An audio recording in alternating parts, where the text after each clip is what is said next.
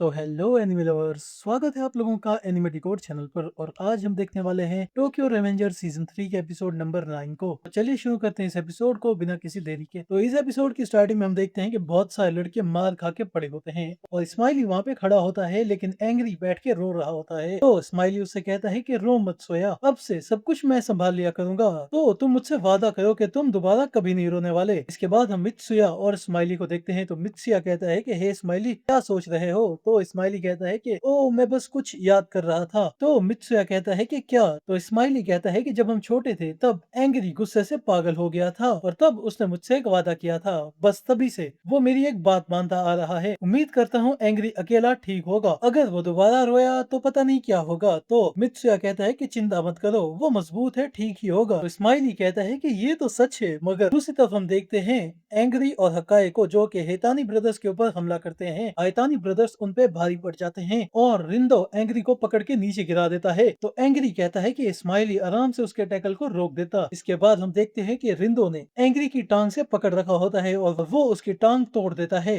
तो रिंदो कहता है कि तुम्हारी आवाज सुन के तो काफी मजा आया। फिर रिंदो एंग्री को छोड़ देता है और कहता है कि मैंने उसका सीधा हाथ और उल्टा पैर तोड़ दिया है, ऐसा समझ लो कि एक तो गया। जिसके जवाब में रैन कहता है कि तू अकेला बचा है हक्काए, बता कैसे खत्म होना पसंद करेगा तू। इसके बाद हम देखते हैं कि रिंदो हक्काए को अपने पांव से पकड़ लेता है और रैन उसके मुंह पे अपनी छड़ी से मारता रहता है। ये सब कुछ एंग्री और बाकी सब भी देख रहे होते हैं। तो एंग्री सोचता है कि अगर ऐसे ही चलता रहा तो वो खत्म हो जाएगा। इसके बाद एंग्री जोर जोर से रोने लगता है और कहता है बस करो सालों। रैन कहता है कि वो क्या सच में तुम रो रहे हो? तो स्माइली कहता है कि वो बहुत कमजोर दिल का लगता है कि वो किसी को सही से पंच तक नहीं मारता। तो मित्सुया कहता है लगता तो है। इसके जवाब में स्माइली कहता है पर रोने के बाद वो बदल जाता है, फिर वो खुद को नहीं रोकता, मानो कि वो एक डीमन बन जाता है। फोर्थ ग्रेड में मुझे मिडिल स्कूलर की एक गैंग ने घेर लिया था, वो देखकर वो रोने लगा था और जब मैं उठा तब उन सबको इतनी ज्यादा चोट लगी हुई थी कि उन्हें हॉस्पिटल भेजा गया था। तो मित्सुया कहता है कि क्या वो एंग्री ने किया था? तो स्माइली कहता है कि हाँ, ऐसा कुछ पहले भी हुआ है और उसके अंदर के शैतान की हैवानियत पहले से ज्यादा बढ़ चुकी है,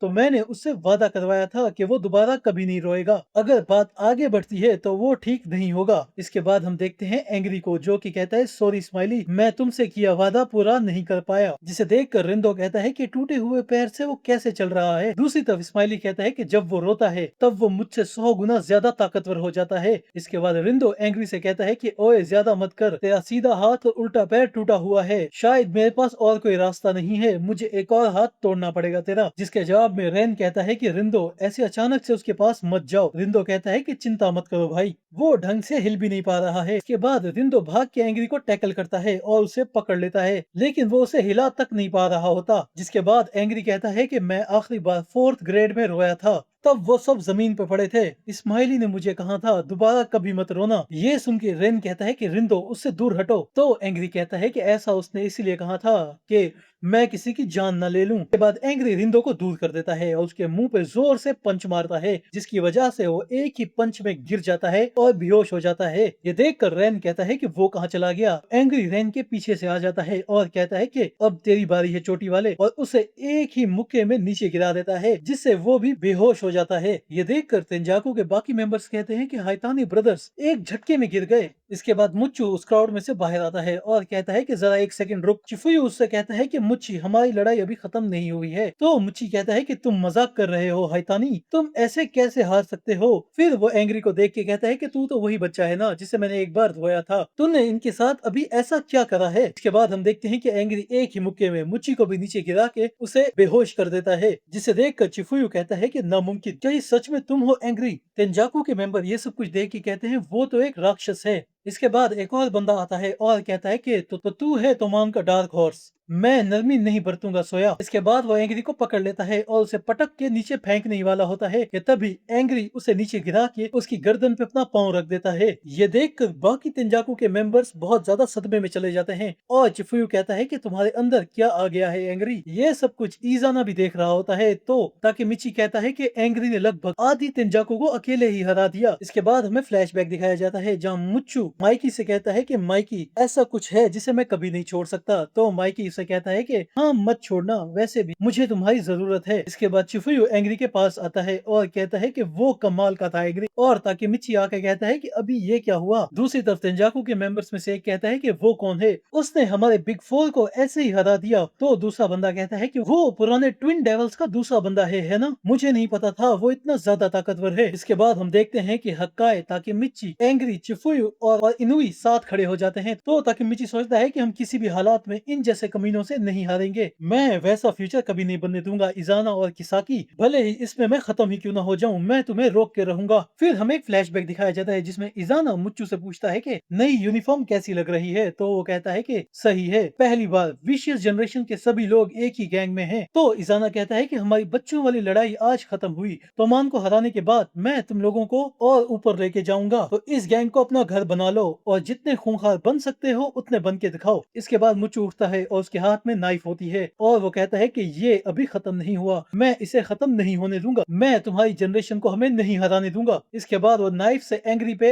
हमला कर देता है, लेकिन तभी वहाँ पे काकुचन आके उसके हाथ से पकड़ लेता है और कहता है कि तुम हार गए हो मुच्चू। तो मुच्चू उससे कहता है कि रास्ते से हट साले, तू कुछ नहीं समझेगा। इसके बाद काकुचन मुच्चू के पेट में घूसा मारता है, तेंजाकू को तुम्हें करप्ट मत करने दो, इसके लिए करप्ट होना ठीक नहीं है, मैं जानता हूँ, तुम्हें पता है ना। ये सब कुछ देख कर चिफुयू कहता है कि क्या वो हमारी तरफ है। इसके बाद काकुचन कहता है कि इजाना, इसके लिए तुम मुझे बाद में सजा दे सकते हो। तो ताकेमिची कहता है कि शुक्रिया काकुचन। तो काकुचन कहता है कि गलत मत समझो ताकेमिची, मैंने तुम्हें नहीं बचाया, मैंने अपनी जिंदगी जिसके हवाले की थी मैं उसके लिए नरक तक जा सकता हूँ, मैं पहले जैसा नहीं हूँ ताकेमिची, मैं हूँ काकुचू, तेंजाकू के बिग फोर का टॉप। इसके बाद वो पलक झपकते ही एंग्री के पास आता है, तो एंग्री कहता है कि वो तेज है और मैं उसकी स्पीड से मैच कर सकता हूँ। उसके बाद काकुचन बाकी सबको गिरा के ताकेमिची के सामने आ जाता है, जिसे देखकर तोमान के लोग कहते हैं कि वो हमारे बेस्ट लोग थे, उसने एक हमले में सबको हरा दिया, मैं उसे देख तक नहीं पाया। इसके बाद चिफुयू कहता है कि वो स्पीड, उसकी ताकत जबरदस्त है। इसे देखकर हन्मा कहता है कि ये तो कमाल का है,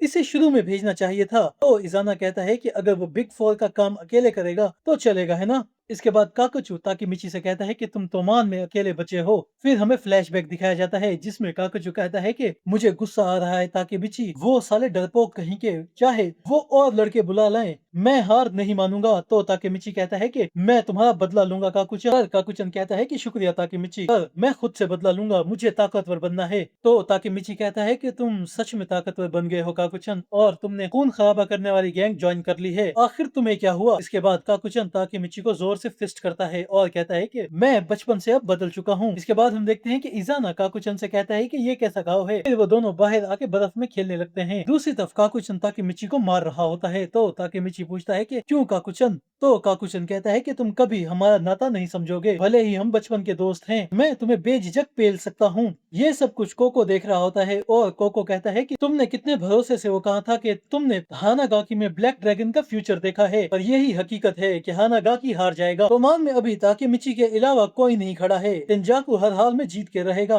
आज तोमान का अंत है। तो चिफुयू कहता है कि ताकेमिची धत, अगर यही चलता रहा तो ताकेमिची खत्म हो जाएगा। इसके बाद ताकेमिची खड़ा होता है और कहता है कि क्या हुआ काकुचन, तुम्हारे पंच पहले के मुकाबले बहुत कमजोर हो गए हैं, वो पंच तो एक सेकंड ग्रेड के बच्चे जैसा था। तो इनुई कहता है कि कोको हानागाकी कभी नहीं हारेगा। जिसके बाद काकुचन कहता है कि तुम बचपन से बिल्कुल भी नहीं बदले हो, तुमने कहा था कि इजाना कुरुकावा तुम्हारा हीरो है। तो काकुचन कहता है कि अगर मैं नहीं रुका तो तुम खत्म हो जाओगे। तो ताकेमिची कहता है कि वो अपना पर्सनल बदला ले रहा है, दो गैंग्स को आपस में लड़वा के, वो अपनी बहन एमा को खत्म कराने से भी नहीं रुका, तुम उस कमीने को हीरो कहते हो क्या, जवाब दो काकाचू। तो काकाचू कहता है कि हाँ सही कहा, स्ट्रॉन्ग लोग जरूरी नहीं कि हीरो हों, लेकिन अभी जो मेरा हीरो है वो है इजाना। जिसके बाद इजाना कहता है कि तुम बात क्यों कर रहे हो काकुचू, जल्दी इसे खत्म करो। इसके जवाब में ताकेमिची कहता है कि ऐसा है तो तुम सच में बदल चुके हो, मैंने तुम्हें गलत समझ लिया था काकुचन। इसके बाद काकुचन ताकेमिची को दोबारा से मार के नीचे गिरा देता है और वो फिर से खड़ा हो जाता है। इसे देखकर कोको कहता है कि वो कैसे खड़ा हुआ है, उसने तुम लोगों को तो एक ही पंच में गिरा दिया था। इसके बाद काकाचू ताकेमिची को